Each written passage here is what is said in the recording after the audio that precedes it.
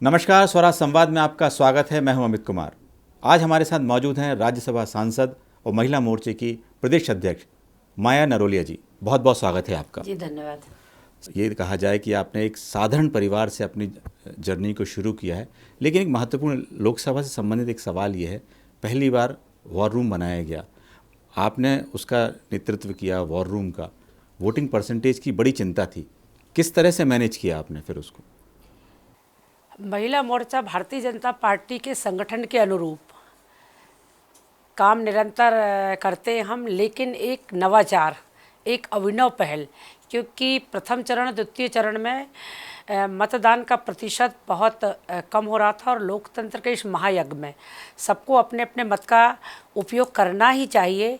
इसके लिए एक नवाचार महिला मोर्चा द्वारा किया गया। भारतीय जनता पार्टी के प्रदेश कार्यालय में एक महिला बार रूम, जिसमें हमारी 30 बहनों की टोली थी। उसमें हमारी पहली बार जो वोटर डालने वाली थी वो बेटियां भी थी और हमारी महिला मोर्चा की कार्यकर्ता थी। तो हम लोगों ने 8 लोकसभा के चुनाव थे चौथे चरण के, तो हमने 3 बहनों को एक लोकसभा की जवाबदारी दी थी।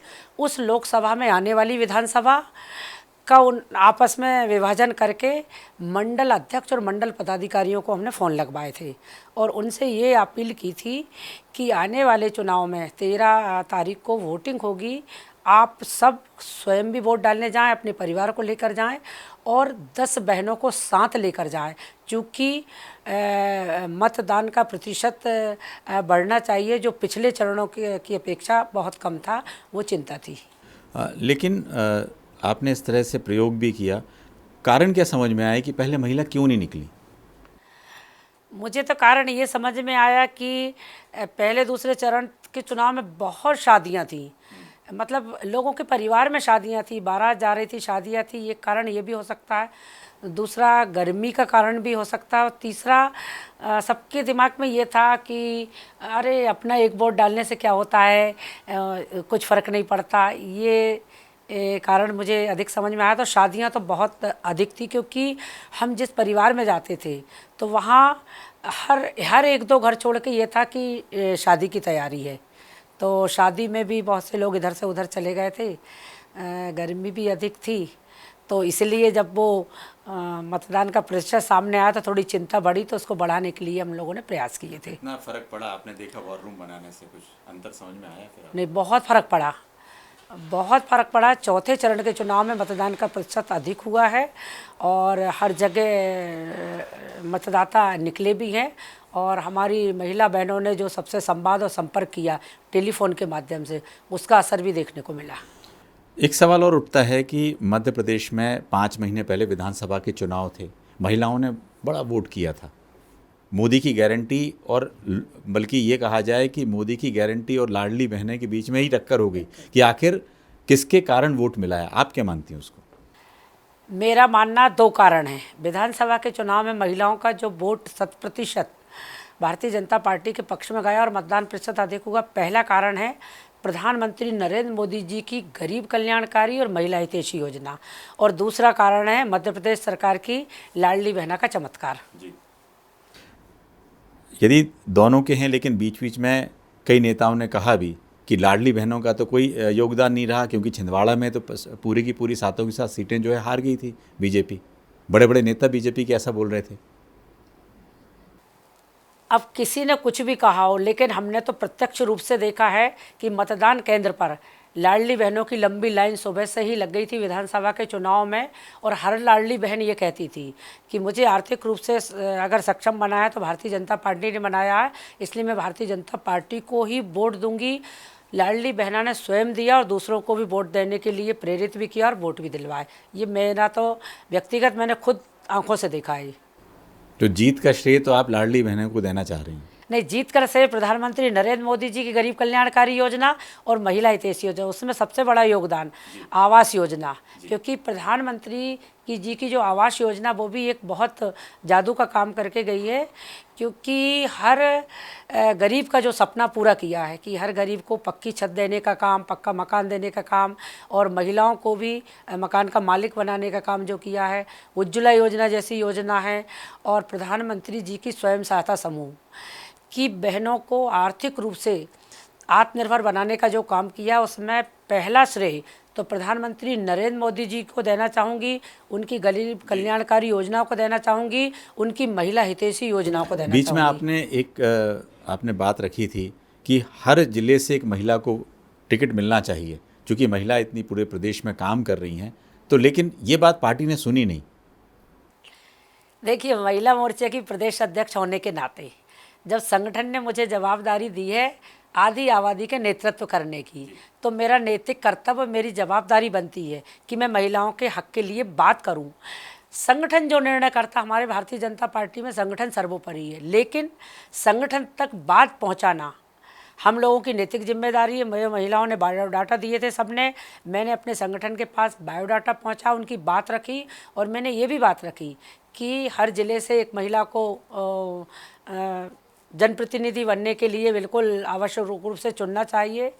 संगठन ने जहां उचित लगा वहां महिलाओं को टिकट भी दिया है, लेकिन भारतीय जनता पार्टी में चूँकि संगठन सर्वोपरि है, संगठन जो निर्णय देता है हम सब उसको मानते हैं। और संगठन ने विधानसभा के चुनाव में जो निर्णय दिया, हमने अपनी आवाज़ भी रखी, अपनी बात भी रखी, लेकिन संगठन का निर्णय सर्वोपरि। और विधानसभा के चुनाव में आपने देखा होगा मध्य प्रदेश का पूरा महिला मोर्चा पूरी ताकत के साथ, पूरी निष्ठा, पूरे समर्पण और पूरी सक्रियता के साथ, ईमानदारी के साथ मध्य प्रदेश के अंदर भारतीय जनता पार्टी की सरकार बने। क्योंकि पहले हमें ये चिंता थी, बहुत से सर्वे ये बता रहे थे कि मध्य प्रदेश में भारतीय जनता पार्टी की सरकार बनेगी कि नहीं बनेगी, हमारा राष्ट्रीय नेतृत्व भी चिंतित था। तो हमारी चिंता एकमात्र ये थी कि महिलाओं मोर्चा को टिकट मिले या न मिले, लेकिन सबसे पहले सरकार बनाना हमारे लिए ज़रूरी थी। अगर भारतीय जनता पार्टी की मध्य प्रदेश में सरकार बनती तो हम अपने आप कुछ ना कुछ हासिल कर लेंगे। चलिए, आपके इस कार्यकाल में कम से कम ये रहा कि महिलाओं की एक प्रशंसा तो मिली कि उनने कम से कम वोट बढ़ाए हैं और सरकार बनवाई है। आपको लगता है कि सपना पूरा हो पाएगा यदि आगे के समय में देखा जाए? तो आपको लगता है कि हर ज़िले से एक टिकट तो होनी चाहिए कम से कम? बिल्कुल सपना पूरा होगा। नारी शक्ति वंदन अधिनियम प्रधानमंत्री नरेंद्र मोदी जी ने पास कर दिया है। लोकसभा राज्यसभा में हमारा ये अधिनियम पास हो चुका है। महामहिम राष्ट्रपति द्रौपदी मुर्मू जी की उस पर मोहर भी लग गई है। और अभी मध्य प्रदेश के लोकसभा के चुनाव में पिछले चुनाव की तुलना में, पिछले चुनाव में 4 बहनों को टिकट मिला था, इस बार 6 बहनों को टिकट मिला। और वो कहीं ना कहीं मेरे महिला मोर्चा की कार्यकर्ता, महिला मोर्चा की पदाधिकारी हैं। अभी हिमाद्री सिंह जी जो सांसद का टिकट मिला है, अभी मेरी उसमें कार्यकारिणी में प्रदेश की उपाध्यक्ष हैं महिला मोर्चा की। तो सीधा सच्चा आरक्षण का प्रभाव देखने को मिला। और मोदी जी जो कहते हैं वो करते हैं। भारतीय जनता पार्टी एक ऐसी संगठन है हमारा कि भारतीय जनता पार्टी ने अगर नारी सशक्तिकरण के बारे में सोचा तो निश्चित रूप से उसका परिणाम, मैं खुद उसका प्रत्यक्ष उदाहरण हूँ। हमारी 3 बहनें मध्य प्रदेश से राज्यसभा के अंदर हैं, कविता पाटीदार जी, सुमित्रा वाल्मीकि जी, और मैं खुद उसका प्रत्यक्ष उदाहरण हूँ। मैं बहनों से कहती हूँ कि देखिए, विधानसभा चुनाव में हमने मांग की थी कि हम भी उम्मीदवार हैं, लेकिन संगठन ने कहा काम करो। लोकसभा चुनाव में भी संगठन ने कहा काम करें। उसके पहले एक छोटी सी कार्यकर्ता को, जो 30 वर्षों से मैं भारतीय जनता पार्टी में काम कर रही हूँ और महिलाओं का ही नेतृत्व कर रही हूँ, नीचे धरातल से मैंने काम किया। सबसे पहले मैंने पंच का चुनाव लड़ा। पंच से लेकर आज राज्यसभा के सांसद के रूप में भारतीय जनता पार्टी ने जो उपहार दिया है, तो वो एक महिलाओं के लिए एक प्रेरणा है कि एक छोटे से कार्यकर्ता को अगर भारतीय जनता पार्टी इस मुकाम तक पहुंचा सकती है तो महिलाओं में उत्साह है, उमंग है और बहुत अच्छे से काम कर रही है कि हमें भी ये मौका आने वाले समय में क्योंकि आपने मिलेगा। तो कहा था जब आपको मालूम पड़ा तो आप तो किचन में काम कर रही थी उस समय जी हैं, आपने कहा भी इस बात को। ये सही बात है, क्योंकि मैं सबसे पहले सरस्वती शिशु मंदिर जो विद्या भारती RSS का, उसमें पढ़ाती थी।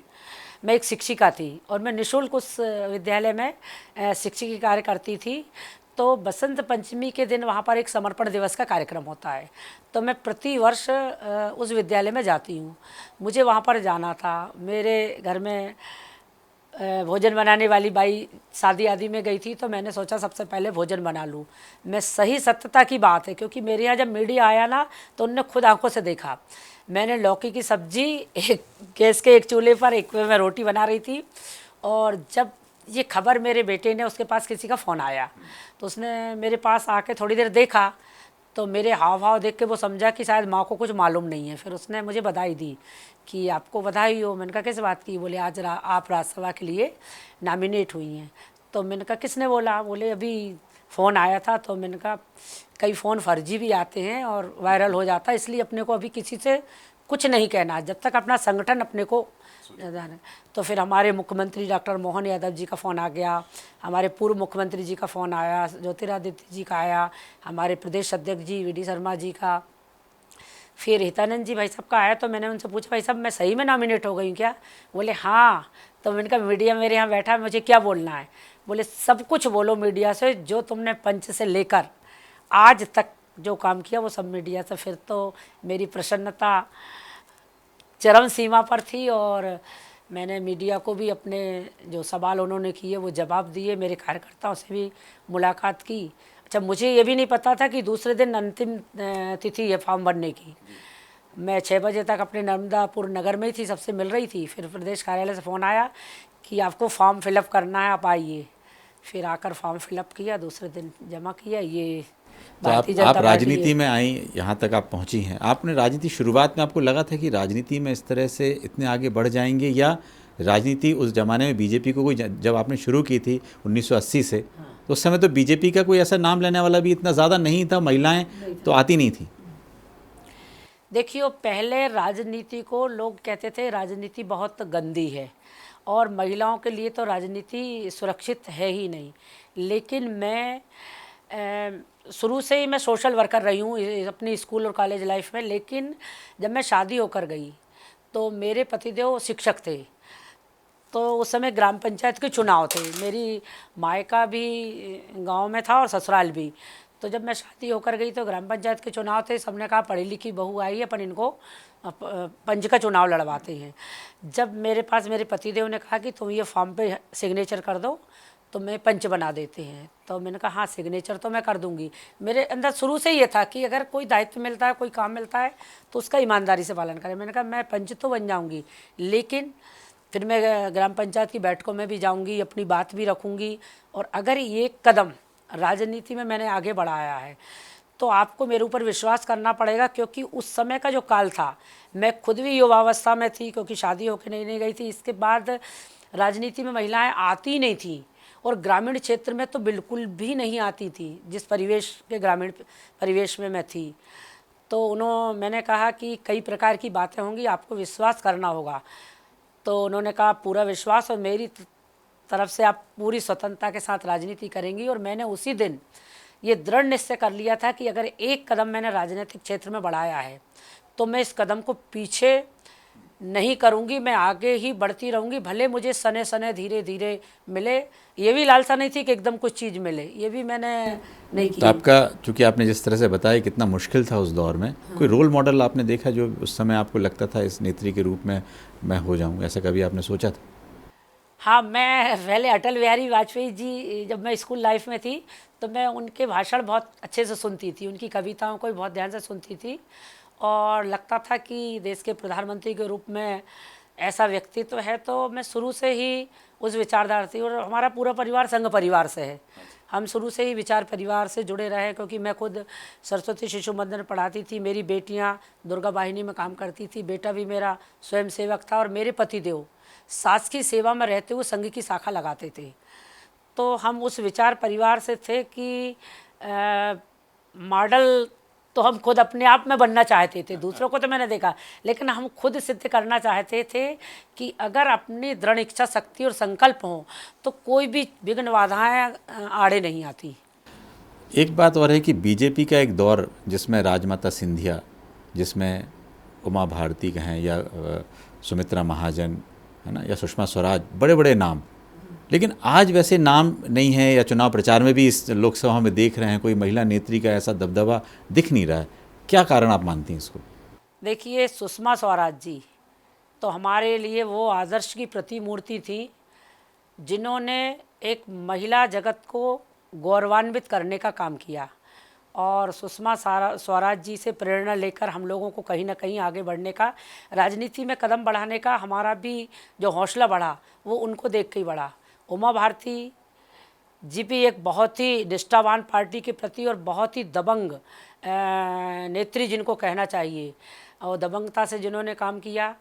और अन्य हमारी जो भी सुमित्रा महाजन जी जो हमारी लोकसभा की अध्यक्ष रहीं और इंदौर का नेतृत्व जिन्होंने सांसद के रूप में किया, वो भी हमारे लिए एक आदर्श हैं। लेकिन अब ये जो युग है, पहले ये मानते थे कि बड़े बड़े लोग ही राजनीति कर सकते हैं, या बड़े बड़े लोग जिनका कोई खूब ज़्यादा राजनीति में इन्वॉल्वमेंट हो या उनकी पारिवारिक पृष्ठभूमि राजनीतिक रही होगी, वो लोग ही राजनीति में एमपी एमएलए या राज्यसभा तक पहुंच सकते हैं। लेकिन ये प्रधानमंत्री नरेंद्र मोदी जी हैं जो एक छोटे से कार्यकर्ता, क्योंकि प्रधानमंत्री जी भी चाय बेचते थे और चाय बेचते बेचते प्रधानमंत्री बन गए। हमारे देश के पूर्व मुख्यमंत्री एक किसान के बेटा थे और आज उन्होंने 18 साल मध्य प्रदेश में मुख्यमंत्री के रूप में शासन किया। अभी हमारे डॉक्टर मोहन यादव जी विद्यार्थी परिषद से बूथ स्तर के कार्यकर्ता थे, बूथ के छोटे से कार्यकर्ता, और आज मध्य प्रदेश के यशस्वी मुख्यमंत्री के रूप में मध्य प्रदेश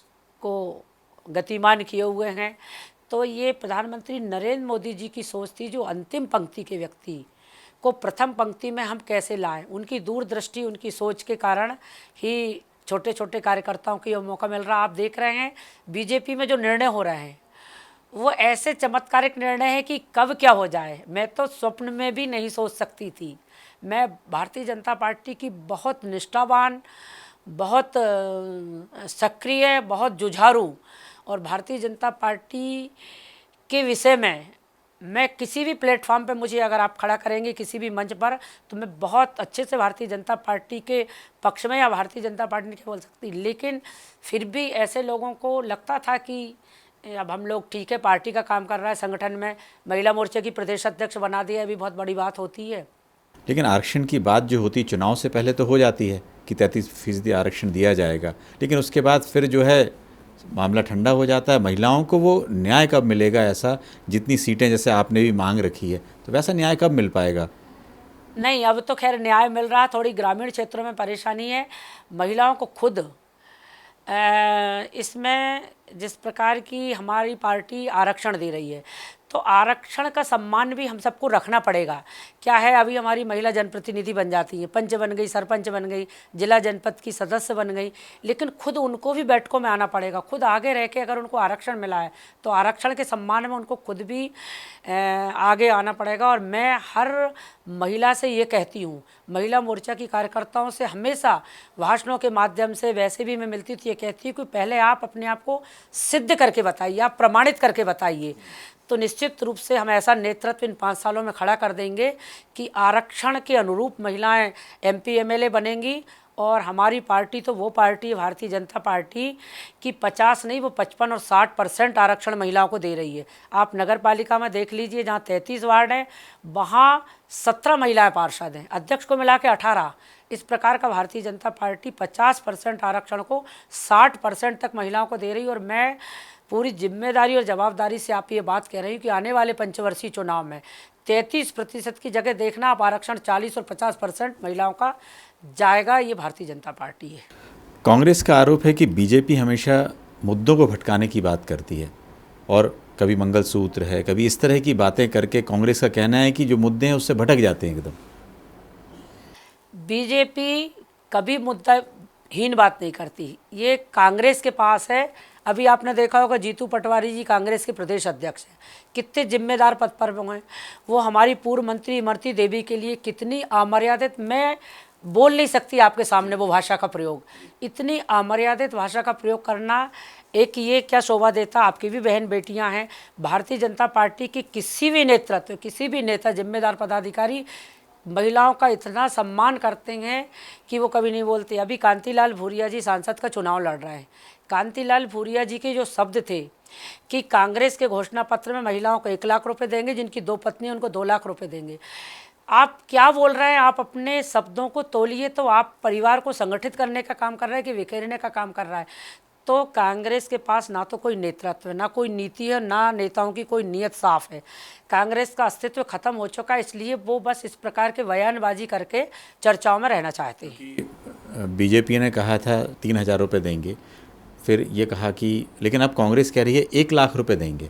तो उससे लगता है कहीं उस मुद्दे को लेकर कुछ मुश्किल खड़ी होगी ज़्यादा? कोई मुश्किल नहीं होगी कि पहली बात तो कांग्रेस को अभी ये परिणाम आएंगे ना 4 जून को, तो कांग्रेस का ढूंढने से नामो निशान भी नहीं मिलने वाला है। प्रचंड बहुमत के साथ 400 पार और प्रधानमंत्री नरेंद्र मोदी तीसरी बार प्रधानमंत्री बनेंगे। जब ये इनकी सरकार ही नहीं बनेगी तो कुछ भी कह सकते हैं, ये तो 3 लाख की जगह 6 लाख भी कह सकते हैं। उनको मालूम है कि प्रतिदिन हजारों कांग्रेसी भारतीय जनता पार्टी में आ रहे हैं, कोई नेता ही उनके पास ऐसा नहीं बचा, कोई सिद्धांत नहीं है, कोई पंचनिष्ठा नहीं है, कोई विचार नहीं है, तो वो तो सब भटकाने वाली गुमराह करने वाली बातें हैं। एक मध्य प्रदेश को लेकर, चूँकि आप मध्य प्रदेश महिला मोर्चा के, लगातार ये लगता है कि मध्य प्रदेश में महिला अपराध सबसे ज़्यादा यदि देखा जाए तो उसको कैसे कंट्रोल करेंगे, वो एक चिंता का विषय तो है, लेकिन उसको नियंत्रण करना और कम से कम मध्य प्रदेश का जो एक नाम खराब हो जाता है उसको किस तरह से आप बोलेंगे उसको? चूँकि सरकार में 20 साल से तो आप ही की सरकार है, बीजेपी की है। नहीं, ये तो है, बार बार मीडिया के माध्यम से और कांग्रेसियों के माध्यम से ये बात उठाई जाती है, महंगाई और ये वाला मामला। मैं ये कहना चाहती हूँ कि एक भारतीय जनता पार्टी की सरकार हमारी सरकार है मध्य प्रदेश की और केंद्र की। मध्य प्रदेश की सरकार ने सभी ज़िलों में महिला पुलिस थाने इसीलिए खोले हैं क्योंकि पहले क्या था कि महिलाएं अपने ऊपर होने वाले अत्याचार या व्यभिचार की रिपोर्ट दर्ज नहीं करा पाती थी, तो आंकड़े कम दिखाई देते थे। अब क्या है कि मध्य प्रदेश के भारतीय जनता पार्टी की सरकार में महिलाएं निर्भीकता से निष्पक्षता से अपनी रिपोर्ट दर्ज कराती तो वो आंकड़े हमको ज़्यादा दिखाई देते हैं। और महिला पुलिस थाने इसलिए खोले गए हैं कि महिलाओं के ऊपर जो भी अत्याचार हो रहा है वो अपनी बातें रखे एफआई। और हमारी सरकार ने ये प्रावधान रखा है, ये कानून बना दिया है कि जो भी दरिंदे अगर किसी महिला को बुरी नज़र से देखेंगे या उनके साथ कोई गलत काम करेंगे तो उनको फांसी की सज़ा दी जाएगी, ये कानून है। लेकिन कहीं ना कहीं सरकार को सख्ती तो करनी पड़ेगी, आप इसको मानती हैं? बिल्कुल करेगी सरकार और कर भी रही है, और हम सब लोग भी इसी पक्ष में। और भारतीय जनता पार्टी के सरकार में जितने सुरक्षा, स्वाभिमान और सम्मान महिलाओं के लिए, उतना हमने तो 60 साल सुनते भी आए और देखा भी है कांग्रेसियों का राज। क्योंकि मैं कांग्रेस का जब शासन था दिग्विजय से महिला मोर्चा की मंडल अध्यक्ष थी मैं, हमने उनका शासन काल भी देखा और अभी भी उनके नेता महिलाओं के लिए किस प्रकार का अपमानजनक शब्दों का प्रयोग करते, कितने बड़बोलेपन से बातचीत करते। एक चीज़ और आती है कि क्या, चूँकि आपको एक करीब 40-45 वर्ष हो गए हैं राजनीति में, एक लंबा समय हो गया है, तो आपको लगता है कि राजनीति बिल्कुल नए युवा आने वाले हैं उनके लिए सुरक्षित है? किस तरह है, क्या आप संदेश देना चाहती हैं कि किस तरह से राजनीति करें कि महिला जो आरक्षण 33% है उतनी महिलाएं आने की ज़रूरत तो पड़ेगी? मैं तो बिल्कुल ये संदेश देना चाहती हूँ, मैंने युवावस्था से राजनीति शुरुआत की है। राजनीति बहुत सुरक्षित, हमारे करने का तरीका, राजनीति को हम समाज सेवा के रूप में करेंगे तो निश्चित रूप से राजनीति उसका परिणाम देती है। और राजनीति को हम अगर व्यवसाय या राजनीति में हम बहुत जल्दी कुछ हासिल करना चाहते हैं तो राजनीति खराब भी है। यदि आपने ऐसा 400 पार का जो नारा लग रहा है, मध्य प्रदेश में 29 में से 29 का भी एक नारा बिल्कुल पिछले कई महीनों से चल रहा है, आपको लगता है सभी सीटों पे किस तरह की जीत होगी या कई सीटों पे अभी जैसे फंसी हुई लग रही हैं आपको?